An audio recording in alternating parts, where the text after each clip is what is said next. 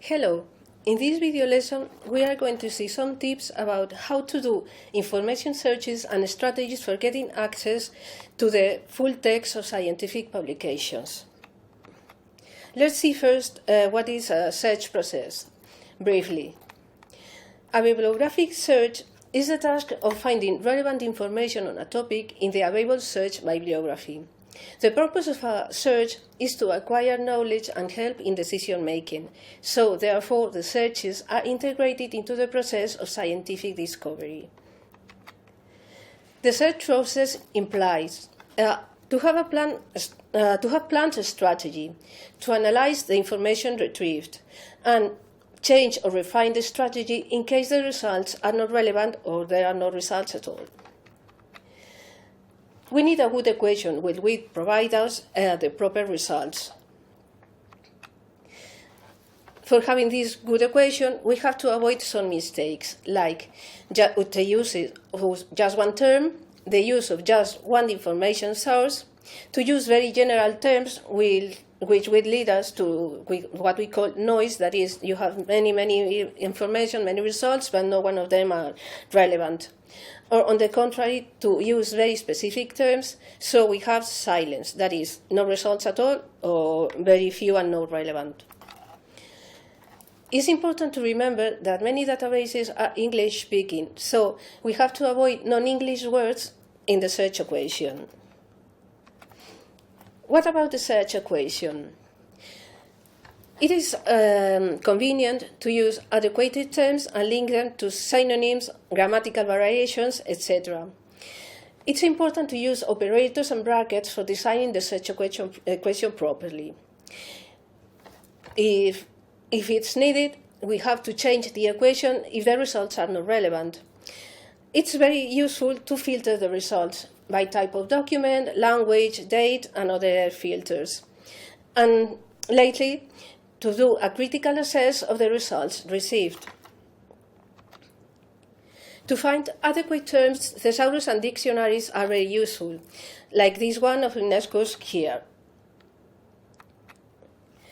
Regarding the operators, there are many of them, but the most important and most used in search process are Boolean operators, which are and, or not.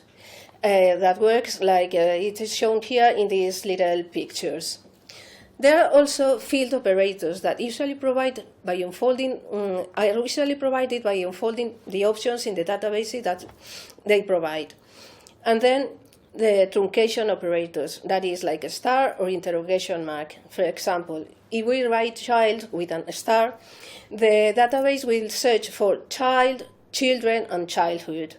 And if we are interested in both woman and women, we can use the interrogation mark with this way to have all the results we need.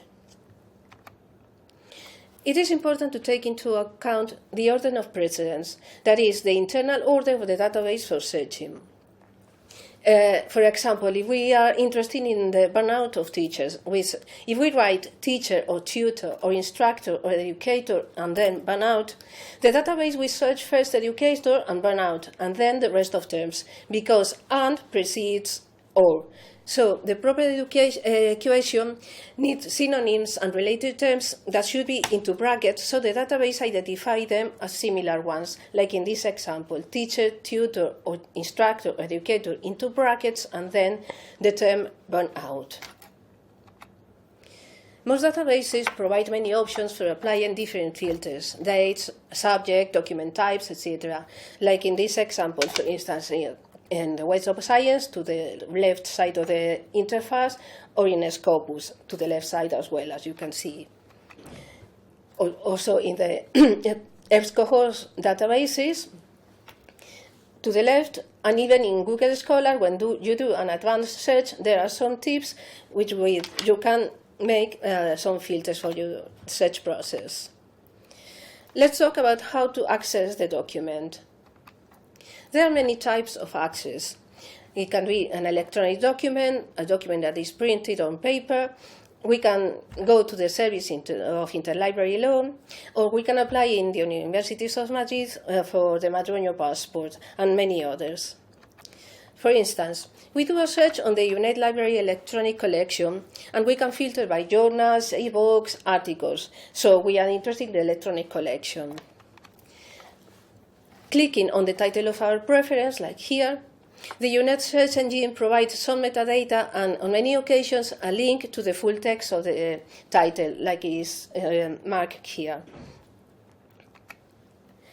When using specialized databases, sometimes they provide below the title kind of an icon with a PDF text. So clicking on it, we go access to the full text of the document as well. It is possible to have the full text of the document even in Google Scholar. With our search, we see to the right side of the interface that there's indication that there is a PDF. So clicking on that link, we could have the document. Nowadays, many authors put their works also on academic social media. The DOI also is a persistent identification that links to the document. You can find it on databases as well. So you can click on the DOI, or sometimes the document can be accessed directly on the academic social media. And if it is not possible to access the full text, we can try to politely write an email to the author to request the document.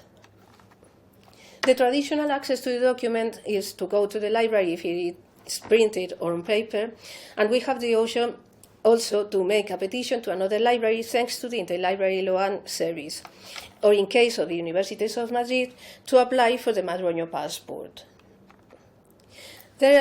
Let us give you some last advices finally. Always in your search, use keywords, synonyms, etc., the adequate terms. Make your equations suitable to the database. It is convenient to do an advanced search. The use of plugins that you can download to your browser is very useful to get the access to the full text of the document. And it is very helpful also to use reference management software like RefWorks, Mendeley, EndNote, Zotero, etc. And hope these tips are useful for helping you in your research and access to the document, and thank you very much for your attention. Goodbye.